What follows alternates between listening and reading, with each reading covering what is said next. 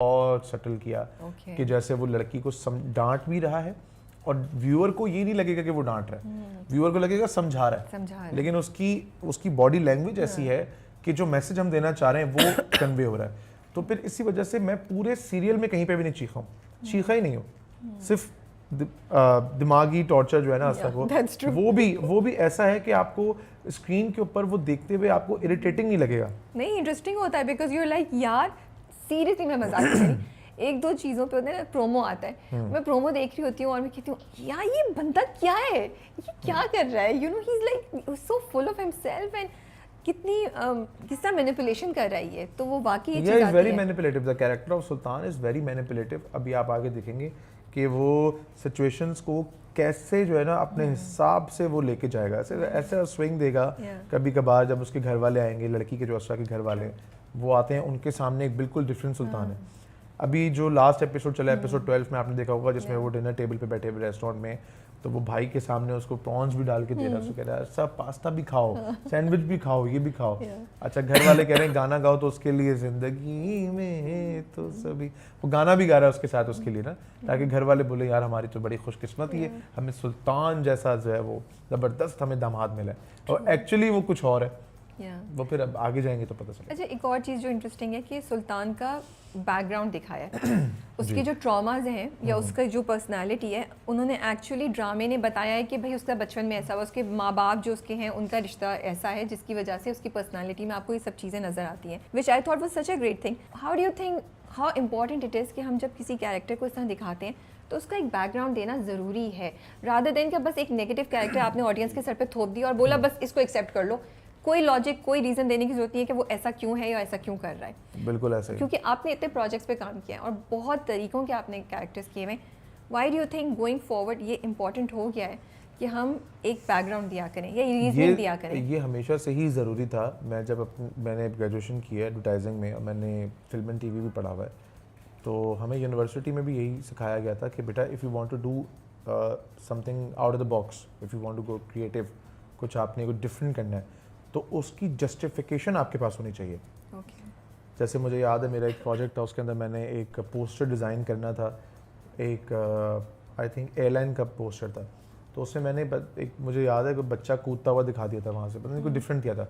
तो सर ने मुझे कहा था कि इसकी जस्टिफिकेशन मुझे दो। तो मैंने सर को जस्टिफिकेशन दी थी कि सर मतलब कि बच्चे के ख्वाब होते हैं कि मैं वो बच्चा ये ख्वाब में है अभी इस टाइम पे, इसका तसव्वुर है कि मैं उड़ रहा हूँ, तो ये हमारी हमें पढ़ाया गया था ये। तो अब जब हम देखते हैं इंडस्ट्री के अंदर अब ये चीज़ जो है वो एग्जीक्यूट कर रहे हैं राइटर्स भी डायरेक्टर्स भी, कि अगर आप कुछ भी कोई भी कैरेक्टर का अगर आप कोई ट्रेट एक स्पेसिफिक डाल रहे हैं तो आप उसको जस्टिफाई ज़रूर कर रहे हैं कि भाई इसके पीछे ऐसा ये क्यों है, क्यों हुआ। अब वो लड़कियों के साथ मतलब जो है वो जो उसके साथ एक बुरा जो एक्सपीरियंस हुआ, उसको उसकी तजलील की गई, उसकी मोहब्बत का मजाक उड़ाया गया, तो वो दिल में उसने एक रंज बिठा लिया है कि यार लड़कियां ऐसी ही होती हैं। एक और एस्पेक्ट है वो अभी आई थिंक नेक्स्ट एपिसोड अभी जो फ्रीज हुआ है ना, जहाँ पे वो डीप फ्रीज होगा उस एस्पेक्ट के ऊपर कि वो क्यों उसको लगता है कि लड़कियां बेवफा होती हैं, वो अगले एपिसोड में आपको पता चल जाएगा।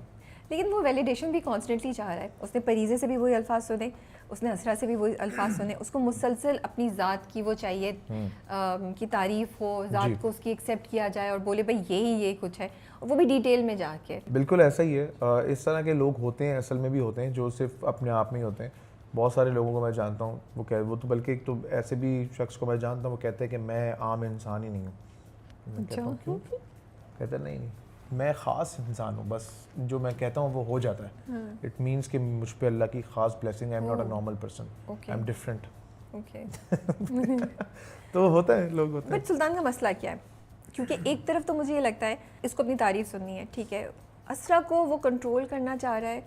पहले मुझे लगता था ईगो का इशू है, उसकी जो बचपन में उसको रिजेक्शन हुई उससे वो उसको ओवरकम करने के लिए कि हाँ ये मेरे कंट्रोल में है, मुझे इधर से कोई रिजेक्शन नहीं मिल सकती। लेकिन परीज़े के साथ जो जाके करता है ना, वो उसको अपना शादी का कार्ड देता है, तो एक बड़ी सैडिस्टिक उसकी नेचर नज़र आई कि वो उसको तकलीफ़ में देख के भी खुश हो रहा है। रिवेंज नहीं ख़त्म हुआ उसका अभी तक। So I am trying to understand कि is it more than narcissism या क्या है, ही इज़ एन इशू। तकलीफ में देख के खुश नहीं हो रहा। पहला जो एपिसोड है जिसके अंदर वो पहली दफ़ा जब उसको जाता है तो आपने देखा होगा उसकी आंख में आंसू हैं। यस, हाँ, तब आंसू थे। वो आंसू इस वजह से हैं कि वो परीज़ा उसकी मोहब्बत है आज भी, ओह ऐसा नहीं है कि वो परीजे से मोहब्बत नहीं करता, अच्छा मोहब्बत करता है, इसीलिए बार बार उसके पास जाता है। अगर आप किसी से मैंने एंगल नफरत नहीं करते सोची होते थी, हैं, ये सोचा अगर आप नहीं। किसी से नफरत करते हैं तो उसमें क्या होता है कि आप उसकी शक्ल भी देखना पसंद नहीं करते हैं, ठीक है। लेकिन अगर एक ऐसा कभी कभार कहीं कुछ लोगों के साथ एक आपका ऐसा रिलेशन होता है कि you hate them but you love to watch them, Yeah, ठीक है, yeah. आपको बुरे लगते हैं निकल लेकिन नहीं आपको सकते देखना आप। बड़ा पसंद है उसको, आप हाँ, निकल नहीं पाते निकल उनके नहीं पाते। औरा से।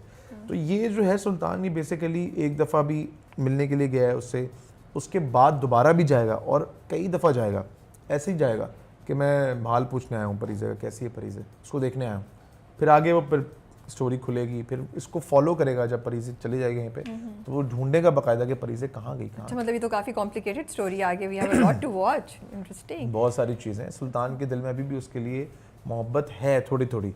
तो फिर he just has mental health issues, ऐसा नहीं है कि वो कोई क्रिमिनल साइड पे चला जाएगा या उसको बहुत ज्यादा हमें क्रिमिनल कहीं पे भी नहीं है, नहीं कहीं है। पे भी कोई क्राइम नहीं किया क्रिमिनल गया। क्रिमिनल से जो मेरा इसके मतलब साथ भी किया है परीजे के साथ, वो उसने अपनी तरफ से अपना रिवेंज है ओके उसका, कि यार मैंने अपना बदला लिया है, 15 साल से मैंने अपने सीने में दबा के बैठा था। अच्छा ये लाइन भी हमने डाली थी मैंने और ज़ीशान भाई ने बेसिकली कहा था कि यार इसमें हम कुछ और ऐड किया, तो हमने कहा था यार हमें ऐसी ऐड एक लाइन डालते हैं कि 15-20 पता नहीं कितने साल हमने डाला था, 20-17 साल से ये जख्म में अपने ये बदले की आग में अपने सीने में दबाए बैठा था जो बैठा। आज ठंडी हुई है। ठंडी हुई ये लाइन हमने डाली थी, खुद ही स्क्रिप्ट में नहीं थी। Okay. वो जब बना रहे होते हैं ना, जब आप Yeah, सीन बना रहे होते हैं, वो वाला जो सीन था जिसके अंदर परीजे को मैं पहली दफ़ा कन्फ्रंट करता हूँ, उसको बताता हूँ कि न्यूटन मैं ही सुल्तान हूँ।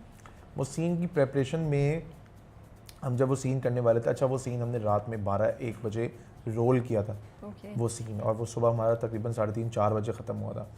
तो उसमें मैंने जो मेरी सारी लाइंस थी वो मैंने एक पेज पे ख़ुद लिख के और एक रूम में जाके एक आइसोलेशन के अंदर अकेले बैठ के मैंने वो सारी लाइंस याद करके 3-4 दफ़ा रिहर्स करके, एक दफ़ा ऐसे बोल के, एक दफ़ा वैसे बोल के, दफ़ा वैसे बोल के 3 ब्रैकेट्स बनाए हुए थे मैंने कि ये वाली ऐसे बोलनी, ये वाली ऐसे बोलनी, ये वाली ऐसे बोलनी।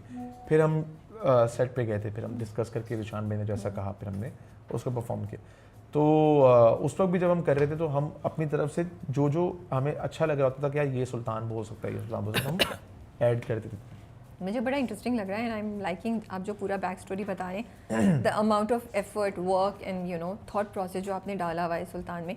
अच्छा असरा कोई मुसलसल नेगेटिव कर रहा है, मुसलसल उसको यू नो पुश कर रहा है कि तुम ये लिपस्टिक अच्छी नहीं लग रही, तुमने क्या बड़ा चीज़ कर दी है, जिस दिन तुम खुद कुछ करो फिर बताना, क्या मिल रहा है उसको ये करके? ये सब जो है ना वो मैं आपको बताता हूँ, एक बड़ा इसके ऊपर पे मीम्स बन गई थी, मैंने बताया था 50 शेड्स वाली जो मैंने बात कर दी थी, वो उसको लोगों ने बिल्कुल ही आउट ऑफ कॉन्टेक्स्ट ले लिया था। तो इसको जो है ना वो थोड़ी थोड़ी ना खुशी मिलती है। अब वो मैं बताऊंगा अगले एपिसोड में, एक सीन आएगा जिसमें इसकी एक फ्लैशबैक में जाएगा जो इसके साथ इसने एक्सपीरियंस किया अपनी लाइफ में। ओके इसके घर में एक वाक़या होता है, वो वाक़े में जो है वो ये कुछ देख लेता है अपने घर में, ओके ठीक है। वो देखने की वजह से ही इसके दिमाग में एक चीज़, एक ऐसा ट्रॉमा बैठ जाता है कि यार औरतें सब ऐसी होती हैं, ओके ठीक तो है औरतें सब बेवफा होती हैं, और जो औरतों के साथ सही चलते हैं वो हमेशा औरतें उनको जो है वो टेंशन में देती हैं, और जो उल्टे चलते हैं वो उनके साथ सही चलती हैं। ये इसके माइंड में बैठ गई है बचपन में, क्योंकि इसने अपने घर में कोई बहुत ही गैर अखलाकी कोई चीज़ देख ली है। वो अभी नेक्स्ट एपिसोड में पता चलेगी कि इसने क्या देखा है।